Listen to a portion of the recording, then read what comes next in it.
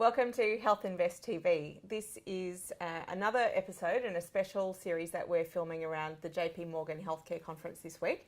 I'm delighted to be joined at the moment by Sam Cobb, who's the CEO of AdAlta. Thanks for coming along, Sam. Thanks, Jane. Good to see you. And, 2018 looks to be a really big year for AdAlta. So perhaps you could start by telling the audience a little bit about what you do and where you see things going for the company and your lead program, AD114, this year. Yeah, so thanks, Jane. We listed on the ASX in 2016, late 2016. We raised funding, $10 million for our lead candidate, AD114, which is for the treatment of fibrosis. Fibrosis is essentially scarring, so you get inflammation and a buildup of a protein called collagen. There's a very high unmet medical need in a number of therapeutic areas in fibrosis, but our focus is on idiopathic pulmonary fibrosis, so fibrosis of the lung. And I'm right in understanding that that's an orphan disease, so rare disease area? Yeah, that's right. And so last year in January, we got orphan drug status with the US FDA. We also demonstrated the broad antifibrotic application of AD114, so showing not only did it have application in the lung, but it also has application in the liver, kidney, skin fibrosis, and even in the eye, so diseases like age-related macular degeneration. So AD114 has broad antifibrotic activity, but we're really focusing in on idiopathic pulmonary fibrosis.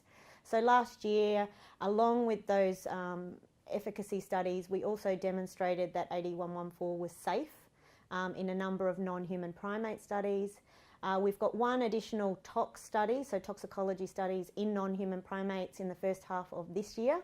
And we'll complete that and then move into the clinic to complete our phase 1 safety study in humans. Okay, so they're the two big milestones for us this year. Great. So it's all been preclinical up to this point. You've got one more preclinical tox study to do, and then you move into the clinic. So yes, things are starting to look exciting from that perspective. Yep. You must be doing lots of small bits and pieces to prepare to move into the clinic. Can you talk to us a little bit about the work that you're doing now? So I guess to move into the clinic, we've been focusing on manufacturing, developing a pathway for AD114, showing that we can manufacture AD114 and purify it.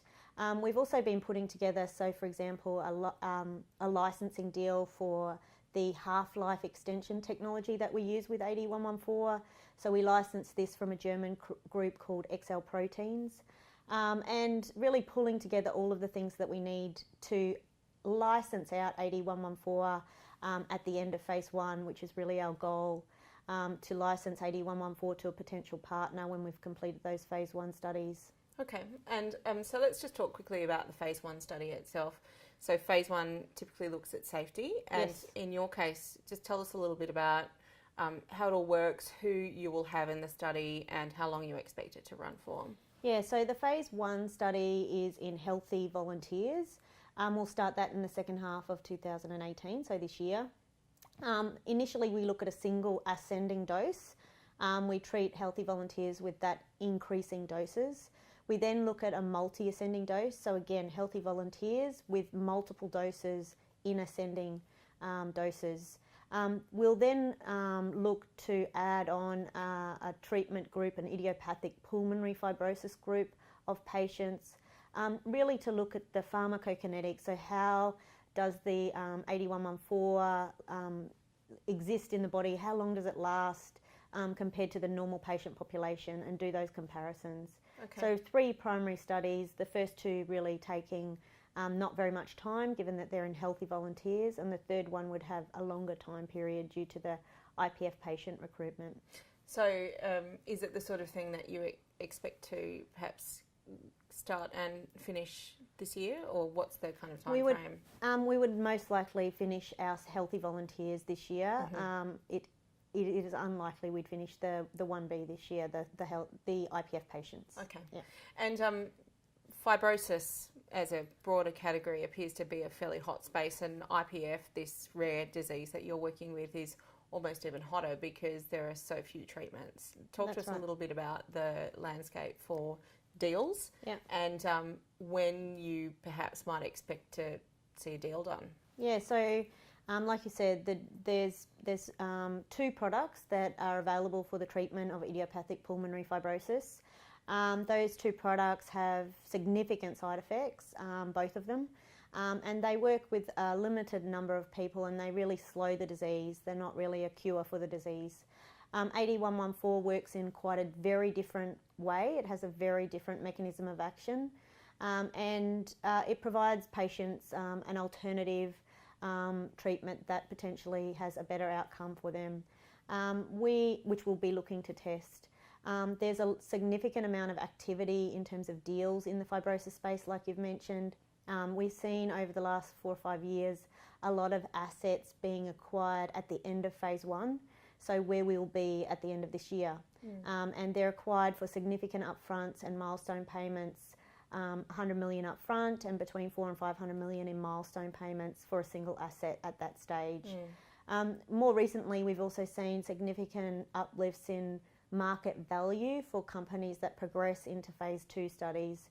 So 2 recent examples are Galapagos and Fibrogen, which have progressed to phase 2A and 2B respectively, and had significant uplifts in their market value. Right, okay. So unlike a typical biotech type deal where you might expect to perhaps see a deal done at the end of phase 2 or somewhere in phase 3, depending on the indication, for these fibrotic type diseases, often the deals are done much earlier. So at the end of phase 1, though we're seeing a bit of a trend with some of these companies moving into phase 2 and getting a bit more of an inflection point later down the track. Yeah, so it's a combination of both. Right, and I imagine that you're open to all of those options, and you'll consider what's best. Yeah. So we'll our aim is to partner at the end of phase 1, and if not, we'll raise funding and complete a early phase 2A study, and hopefully see a significant uplift in value both in AdAlta's market cap, but also in potentially an exit price for a deal after that point as well. Okay, great. And so you're here this week in San Francisco, and you know there are lots of things to be doing here. What's your primary objective in a week like this? Is it investment? Is it partnering? Is it a combination of those things? Yeah, it's definitely a combination of both of those things. So I'm meeting with investors, I'm meeting with partners, I'm meeting with our current partners, catching up with them. Everybody is here, so it's a great place to catch up with everybody and do networking, business development and potential future investment. Great. And just finally, so we've spoken about some of the things that you've got on the horizon for this year. If investors wanted to look for 2 or 3 key milestones to know that things are going to plan, what are the things that they should be looking for?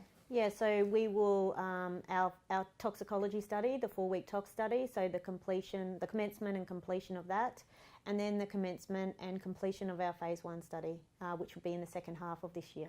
Great. Well, best of luck with it. Thanks. And good luck in this very busy week. Thank you, Jane.